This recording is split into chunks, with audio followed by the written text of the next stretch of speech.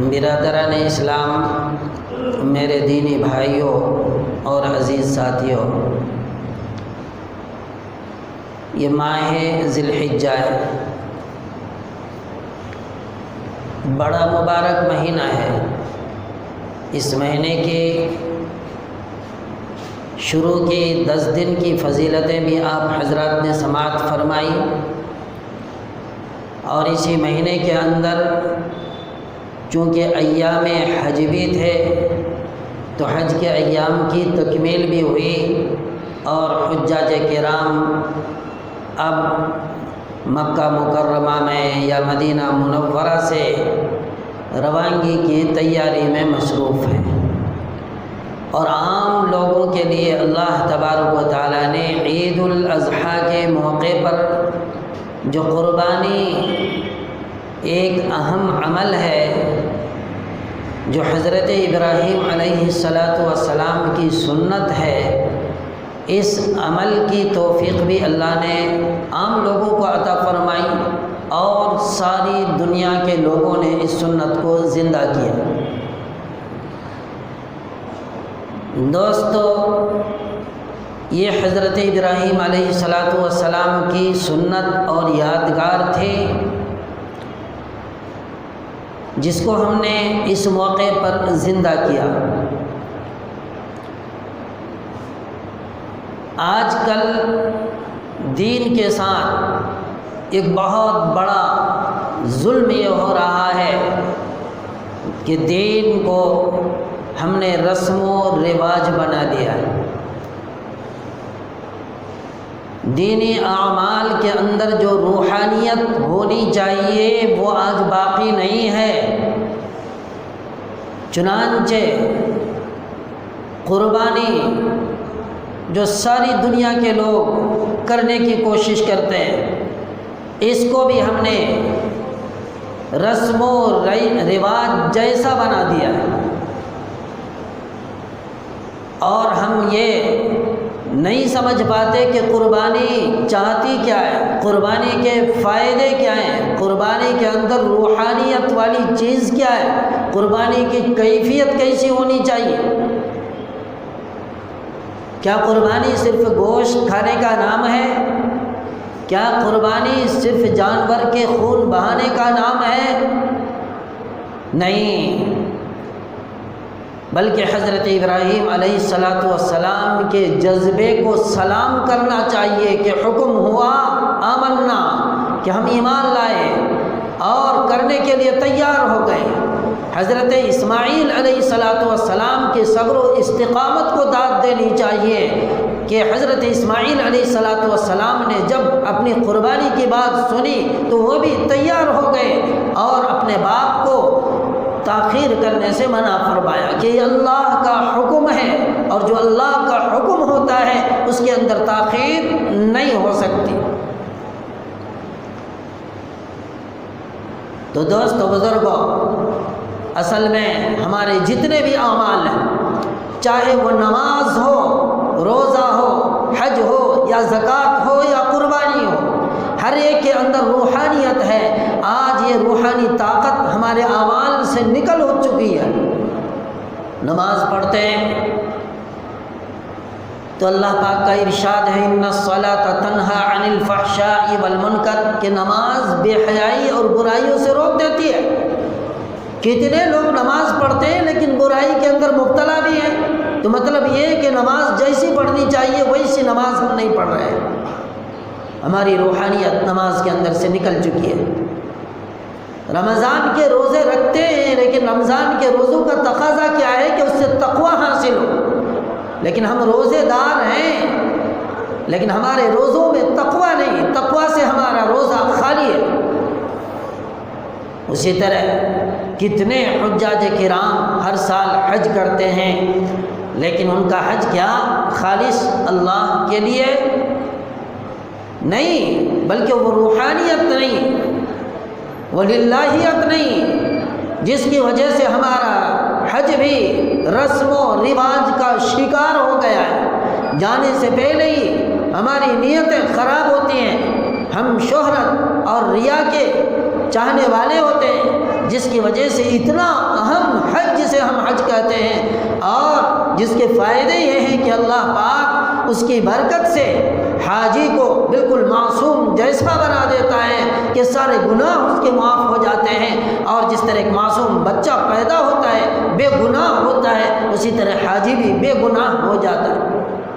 اور حاجی کی دعا جہاں ان کے حق میں قبول ہوتی ہے، وہاں دوسرے بہت سارے لوگ جس کے حق میں دعا کرتے ہیں اللہ پاک ان کی دعا کو قبول فرماتے ہیں۔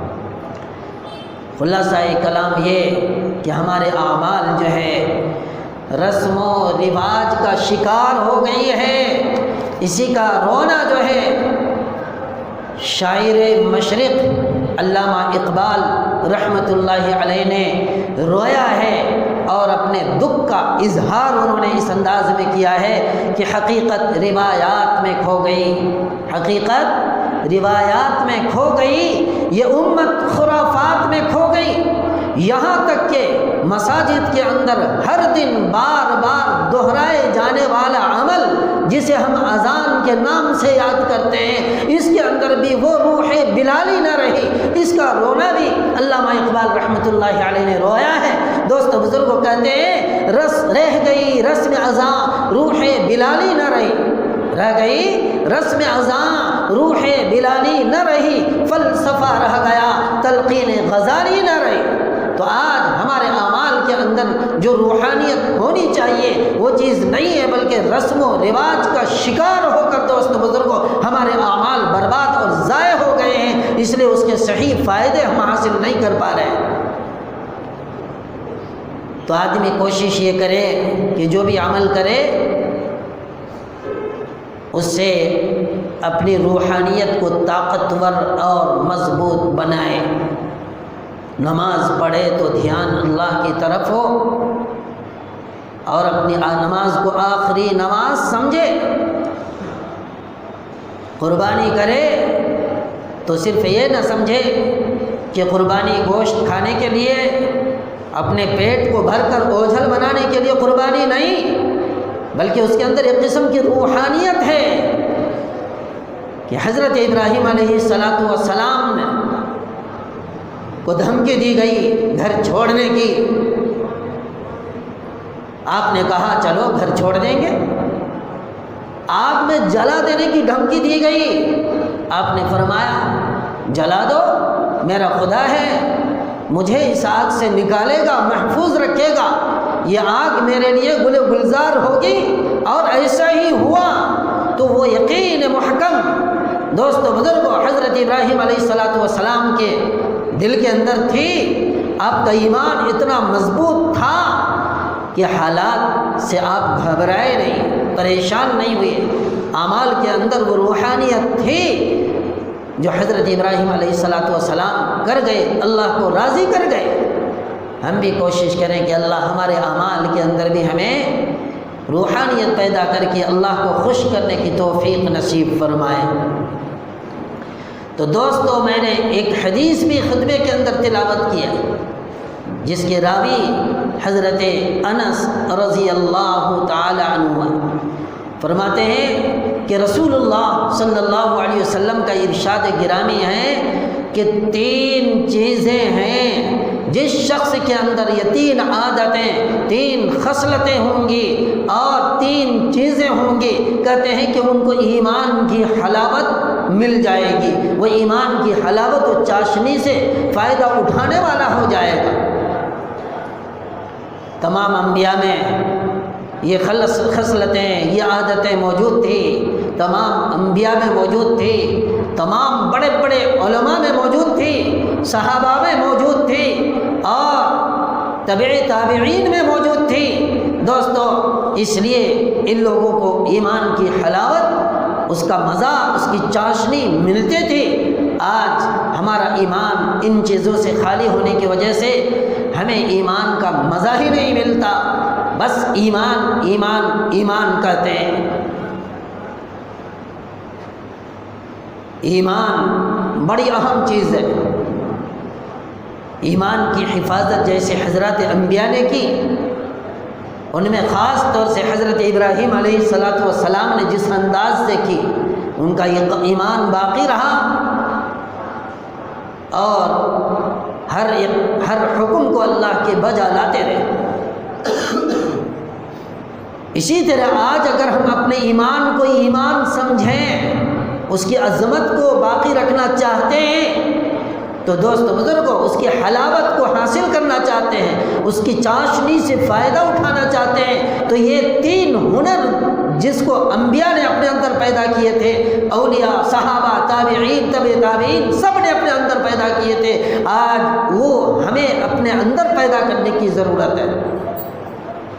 اسی لیے اللہ کے نبی صلی اللہ علیہ وسلم نے فرمایا من کن فیہ وجد حلاوت الایمان، کہ جس میں یہ 3 چیزیں ہوں گی ان کو ایمان کی حلاوت اور ایمان کی چاشنی ملے گی اور وہ اس چیز کو پا لے گا۔ ایک چیز کیا؟ سب سے زیادہ اپنے اللہ سے محبت کرنے والا، اللہ کی محبت اس کا مر مٹ نہ ہو، اٹھنے بیٹھنے میں اللہ کی محبت اس کے ذہن و دماغ کے اندر ہو، کہ سب سے زیادہ اللہ سے محبت کرنے والا بنے، دنیا کی ساری چیزیں اللہ کی محبت کے مقابلے میں ہیچ ہو۔ یہ ایک خصلت ایسی ہے کہ جس انسان کے اندر یہ کیفیت پیدا ہو جاتی ہے کہ اپنے اللہ سے سب سے زیادہ چاہنے والا، اپنے اللہ کو سب سے زیادہ محبت کرنے والا ہوتا ہے، تو اللہ پاک اسے ایمان کی چاشنی اور اس کی حلاوت عطا فرماتے ہیں۔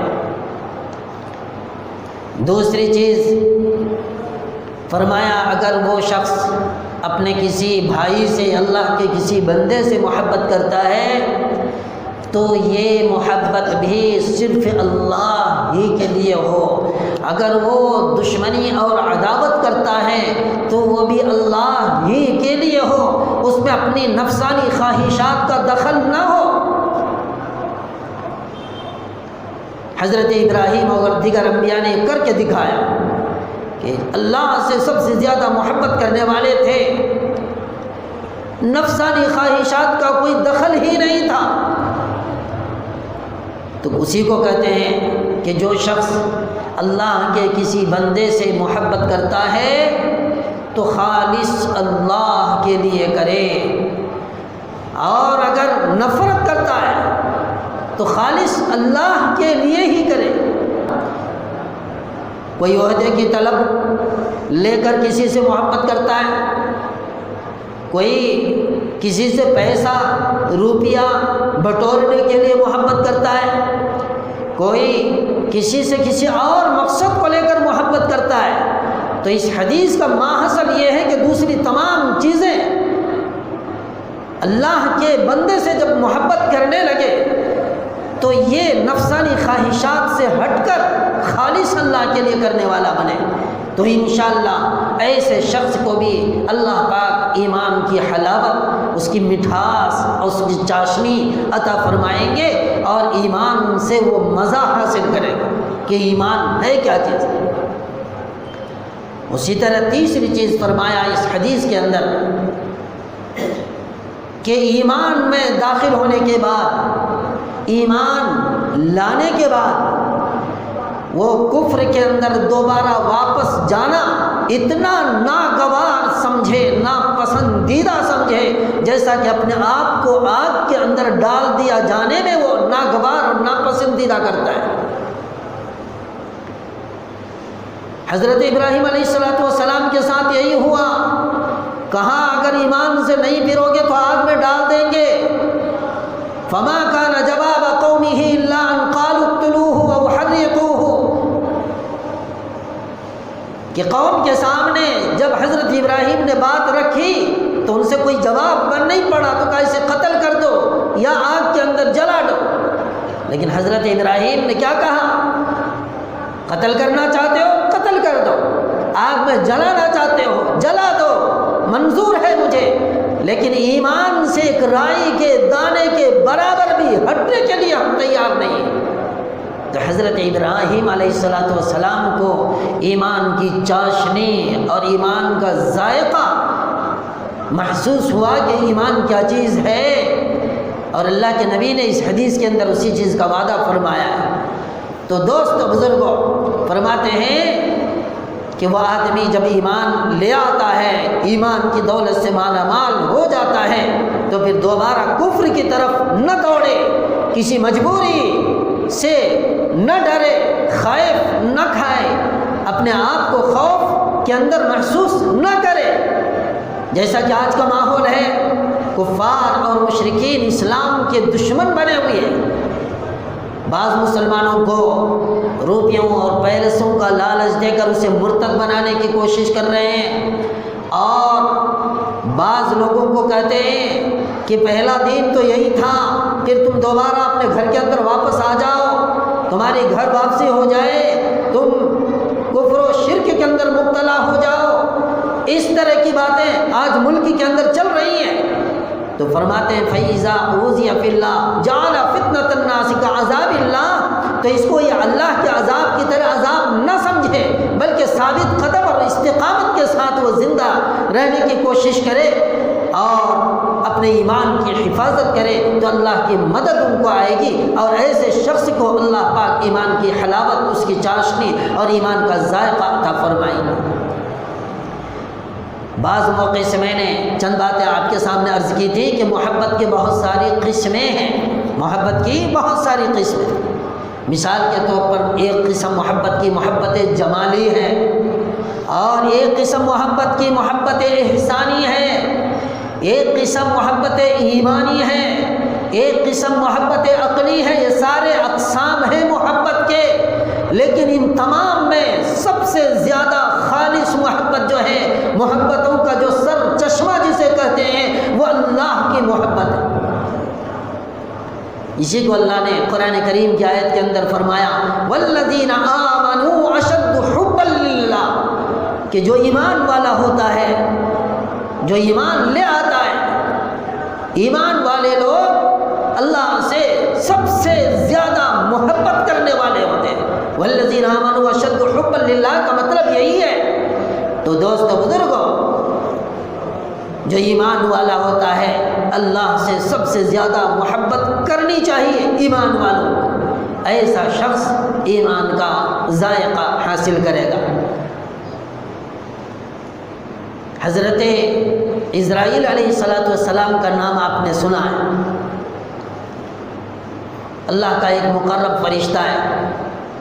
اللہ نے ان کے ذمے روح نکالنے کی ذمہ داری سونپی ہے۔ کون؟ حضرت اسرائیل علیہ السلام۔ ایک بہت مشہور حدیث ہے، شاید آپ نے کبھی سنی ہو۔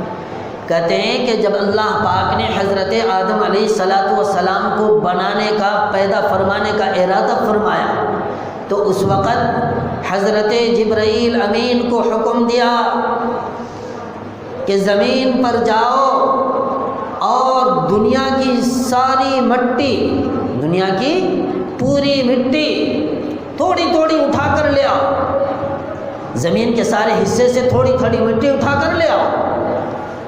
حضرت جبرائیل علیہ السلام زمین پر تشریف لائے، لانے کے بعد پوری دنیا میں سے تھوڑی تھوڑی مٹی اٹھانے کی کوشش کی، اٹھایا تو مٹی نے سوال کیا کہ تم مجھے کیوں اٹھاتے ہو، کہاں لے کر جاؤ گے؟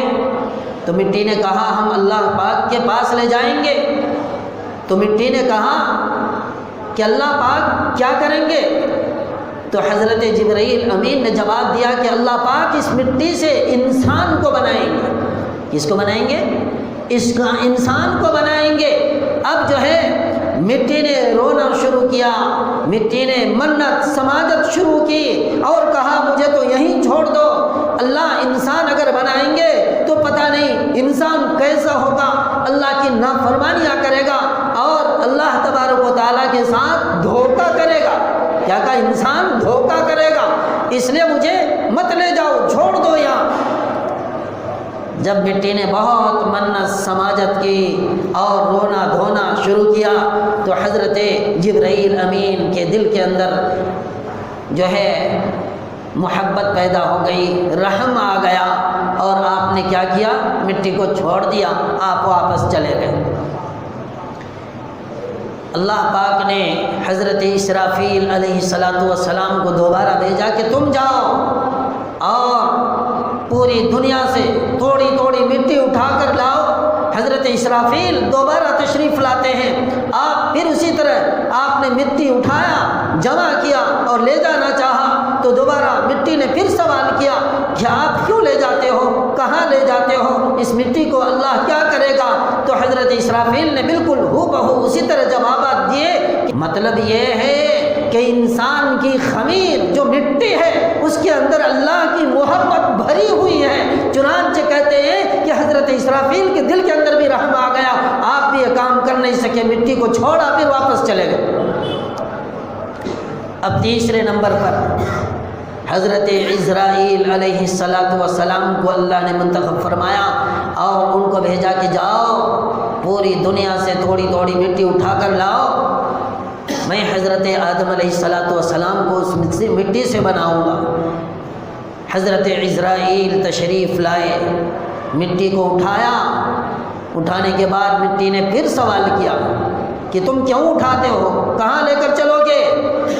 تو حضرت عزرائیل علیہ السلام نے کہا کہ تم چاہے خوش ہو یا ناخوش ہو، بات کو سمجھیے کیا کہتے ہیں، تم چاہے خوش ہو اے مٹی، تم چاہے ناراض ہو، مجھے اس سے مطلب نہیں، میرے خدا کا حکم ہے کہ میں مٹی اٹھا کر لے جاؤں، لہذا خدا کے حکم کو مانتے ہوئے میں لے کر جاؤں گا اور لے جا کر ہی رہوں گا۔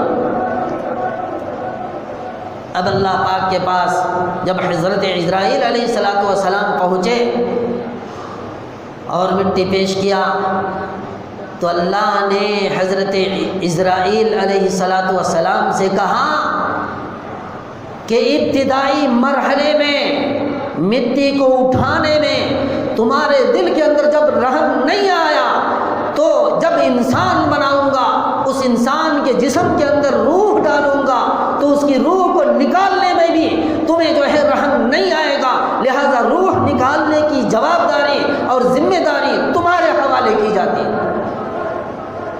روح نکالنے کی ذمہ داری حضرت عزرائیل علیہ السلام کو سونپی گئی۔ تو دوستو بزرگوں، مطلب یہ ہے کہ یہ جو مٹی جو خمیر ہے انسان کا، اس کے اندر اللہ کی محبت بھری ہوئی ہے، کیوں نہ ہو؟ اس لیے کہ اللہ سے انسان اتنا قریب ہے، اللہ کا ارشاد ہے وَنَحْنُ أَقْرَبُ إِلَيْهِ مِنْ حَبْلِ الْوَرِيدِ کہ تمہارا جو شہ رگ ہے اس سے بھی زیادہ میں تم سے قریب ہوں۔ ایک جگہ فرمایا نحن اقرب الیہ منکم ولکن لا تبصرون، میں تو بالکل تمہارے پاس ہوں، تمہارے قریب ہوں، لیکن تم مجھے دیکھتے نہیں۔ پردہ ہے درمیان میں، اگر یہ پردہ ہٹ جائے تو تم محسوس کر لو کہ اللہ پاک انسان سے کتنا قریب ہے۔ اسی لیے انسان چل کر جاتا ہے تو بعض حدیثوں کے اندر آتا ہے کہ اللہ پاک دوڑ کر آتے ہیں بندے کے پاس۔ تو دوستو بزرگوں، اللہ ہمارے شہ رگ سے بھی زیادہ ہم سے قریب ہے، اس لیے سب سے زیادہ محبت کس سے ہونی چاہیے؟ اللہ سے ہونی چاہیے، اور جو سب سے زیادہ محبت اللہ سے کرے گا اللہ پاک اسے ایمان کی حلاوت اور اس کی چاشنی اسے عطا فرمائیں گے۔ اب دیکھیے، سب سے زیادہ اللہ سے محبت، اور اس کے بعد دوست بزرگوں اللہ کی محبت کے واسطے سے یہ محبت ساری چیزوں میں پھیل جائے گی، ساری چیزوں سے ہم محبت کرنے والے بن جائیں۔ اللہ کے بعد ساری انسانیت میں سب سے زیادہ پیارے حبیب صلی اللہ علیہ وسلم سے محبت ہمیں ہونی چاہیے۔ اس لیے کہ اللہ کا ارشاد ہے النبی اولا بالمؤمنین من انفسہم، کہ نبی سے مومنین کو اتنی محبت ہے، اتنی محبت ہے کہ ان کی جان سے بھی زیادہ محبوب پیارے حبیب صلی اللہ علیہ وسلم۔ اس لیے جہاں کہیں بھی آپ کی محبت کی بات آتی ہے آپ کے امتی آپ پر اپنی جان کو نچھاور کرنے کے لیے تیار ہو جاتے ہیں۔ تو دوست بزرگوں، ہم ماں سے بھی محبت کرتے ہیں، اپنے بزرگوں سے بھی محبت کرتے ہیں، اپنے باپ سے بھی محبت کرتے ہیں۔ کیوں کرتے ہیں؟ اس لیے کہ اللہ کا حکم ہے کہ اپنی ماں باپ سے محبت کرو، ان کا اکرام کرو، ان کے سامنے اف نہ کہو، ولا تقل لهما اف ولا تنهرهما، ان دونوں کو جھڑکو مت۔ ہم یہ سب کچھ کرتے ہیں، کیوں کرتے ہیں؟ اس لیے کہ اللہ کا حکم ہے۔ لیکن فرماتے ہیں کہ اگر یہ ماں باپ مل کر کفر و شرک کے اوپر اکسائیں، گناہ کرنے پر آمادہ کریں، تو قرآن کہتا ہے فلا تطعهما، ان کی اطاعت مت کرو، ایسے موقع پر ان کی اطاعت مت کرو۔ یہ نہیں فرمایا کہ ان کے ساتھ غلط سلوک اختیار کرو، بلکہ فرمایا نہیں، اب بھی سلوک صحیح اختیار کرنا ہے، حسن سلوک سے پیش آنا ہے، لیکن فرماتے اس بات کو، گناہ کی بات کو اور اللہ کے ساتھ شرک کرنے کی بات کو تم ان کی اطاعت نہ کرو۔ تو دوست بزرگوں، خلاصہ کلام یہ کہ اللہ کی محبت اور اللہ سے محبت سب سے زیادہ ہونی چاہیے، ساری دنیا کی چیزوں کے مقابلے میں سب سے زیادہ اللہ سے محبت ہونی چاہیے۔ اس کے بعد ساری کائنات کے سردار جناب محمد رسول اللہ صلی اللہ علیہ وسلم سے ہونی چاہیے۔ اس حدیث کے اندر دوسری بات یہ فرمائی کہ جو شخص بھی کسی اللہ کے بندے سے محبت کرے تو اللہ کے لیے کرے، نفرت کرے تو اللہ کے لیے کرے۔ اس سے متعلق حضرت علی رضی اللہ تعالیٰ عنہ کا ایک واقعہ ہے۔ فرماتے ہیں کہ کسی جنگ کے اندر حضرت علی رضی اللہ تعالیٰ عنہ کا مقابلہ کسی یہودی سے ہوتا ہے، دونوں میں اٹھا پٹک ہوتی ہے، کبھی حضرت علی غالب آتے ہیں، کبھی یہودی غالب آتا ہے۔ ایک موقع آتا ہے کہ حضرت علی آپ اس یہودی کے اوپر غالب آ جاتے ہیں، آپ کے سینے کے اوپر سوار ہو جاتے ہیں، آپ کے ہاتھ میں ننگی تلوار ہوتی ہے، آپ کا ارادہ اس کو قتل کر دینے کا ہوتا ہے۔ اسی اثنا حضرت علی رضی اللہ تعالیٰ عنہ کے چہرے پر وہ یہودی تھوک دیتا ہے۔ تھوکنا تھا کہ حضرت علی رضی اللہ تعالیٰ عنہ نے اس یہودی کو آزاد کر دیا، آپ اتر گئے ان کے سینے سے۔ اب یہ یہودی پریشان کہ موقع قتل کا تھا، حضرت علی پہلے چاہتے تو 2-3 بار میں مجھے قتل کر دیتے، لیکن میں نے ان کے منہ کے اوپر تھوکا تو اس سے غصہ زیادہ ہونا چاہیے، اور زیادہ غصہ ہونے کی وجہ سے مجھے ایک بار میں بھی یہ قتل کر سکتے تھے، لیکن بالکل خلاف عادت دوستو بزرگوں فوراً حضرت علی آزاد کر دیتے ہیں، ان کے سینے سے اتر جاتے ہیں۔ یہودی پریشان ہو جاتا ہے، پوچھتا آخر تم کیوں میرے سینے سے اتر کر مجھے آزاد کر دیا؟ تمہیں تو زیادہ غصہ آنا چاہیے تھا۔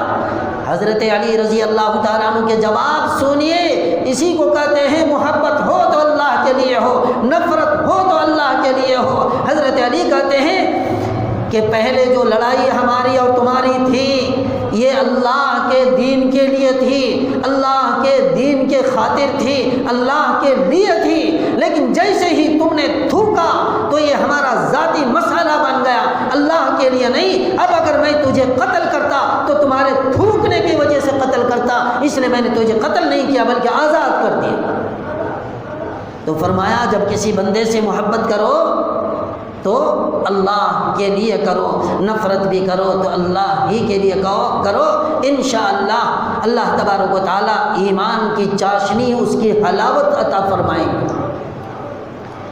حدیث پاک کی تیسری چیز میں نے آپ کے سامنے عرض کی تھی کیا کہ جب ایمان سے مالا مال ہو بندہ، اللہ تبارک و تعالیٰ کی طرف سے ایمان کی دولت ملی ہو تو اس کی قدر کرے، اس کی حفاظت کرے۔ حالات آتے رہتے ہیں، جاتے رہتے ہیں، حالات کا شکار ساری انسانیت ہوتی ہے، لیکن ان حالات کے اندر استقامت، صبر و ضبط یہ جو ہے بہت بڑی دولت ہے۔ اس لیے فرمایا اگر اس طرح کے حالات آ جائیں تو ایسے موقع پر اپنے ایمان کی حفاظت کرو، اور ایمان سے خالی ہونا، ایمان کو چھوڑ کر مرتد ہو جانا، دوسرے کسی مذہب کو قبول کر لینا، اسے ایسا ہی ناگوار ناپسندیدہ سمجھو جیسا کہ آگ جل رہی ہے اور اس کے اندر جو ہے ڈالا جانا ہے، آپ اس آگ سے بچنا چاہتے ہیں، اسی طرح اپنے ایمان کی حفاظت کے لیے دوسری طرف جانا ناگوار اور ناپسندیدہ سمجھے۔ یہ اللہ کے نبی صلی اللہ علیہ وسلم کا ارشاد گرامی ہے۔ میرے محترم بزرگ اور دوستو، ہم سب کے ولی شیخ عبد القادر جیلانی رحمۃ اللہ علیہ بھی اپنے بعض مقولے کے اندر اسی کی طرف اشارہ کرتے ہیں کہ جب تم ایک اللہ کے ماننے والے بن جاؤ تو اللہ کے ساتھ کسی کو شریک نہ کرو، اور جب تم کسی اللہ کے بندے سے محبت کرنے لگو تو اس بندے سے محبت بھی اللہ ہی کے لیے کرو اور ان سے نفرت بھی اللہ ہی کے لیے کرو۔ یہ حضرت شیخ عبد القادر جیلانی رحمۃ اللہ علیہ کا مقولہ ہے۔ تو دوست بزرگوں، آج ہم کسی کے چڑھانے سے چڑھ جاتے ہیں، کسی کے بڑھانے سے بڑھ جاتے ہیں۔ کوئی تھوڑی ہمارے دین کی تعریف کر دی کہ بھائی آپ تو ولی لگتے ہو، ماشاءاللہ بہت دیندار آدمی ہو، ماشاءاللہ مسجد کے عادی ہو۔ یہ جملے جب ہمارے سامنے آتے ہیں تو ہم بھول جاتے ہیں، ہم متکبر بن جاتے ہیں اور فخر غرور کے اندر مبتلا ہو جاتے ہیں۔ ایک چھوٹا سا لطیفہ ہے، اسے سن لیجئے۔ ایک حجام تھا، کسی کی کٹنگ کر رہا تھا، اس سے ایک نیک آدمی، ایک سچا آدمی اس کے پاس آیا اور کہنے لگا کہ ارے بھائی تمہاری بیوی تو بیوہ ہو گئی۔ کیا کہا اس سے؟ تمہاری بیوی بیوہ ہو گئی۔ اب یہ بیچارہ رونے لگا، دھونے لگا، پریشان ہونے لگا۔ تو لوگ جمع ہو گئے، لوگوں نے کہا کیوں رو رہے ہو؟ تو اس نے کہا بھائی اس لیے رو رہا ہوں کہ میری بیوی بیوہ ہو گئی۔ کہنے لگے ارے تم بیوقوف ہو کیا؟ تم تو ابھی زندے ہو، تم ابھی زندے ہو، اور کسی کی زندہ ہوتے ہوئے کسی کی بیوی بیوہ نہیں ہوتی، تم مر جاؤ گے پھر تمہاری بیوی بیوہ ہوگی۔ تو اب وہ حجام کہنے لگا کہ اصل بات یہ ہے کہ اس خبر کو لانے والا، اس کی اطلاع دینے والا جو آدمی تھا، جو انسان تھا، یہ سچا انسان تھا، اسی لیے مجھے ان کی بات کے اوپر یقین ہونے لگا۔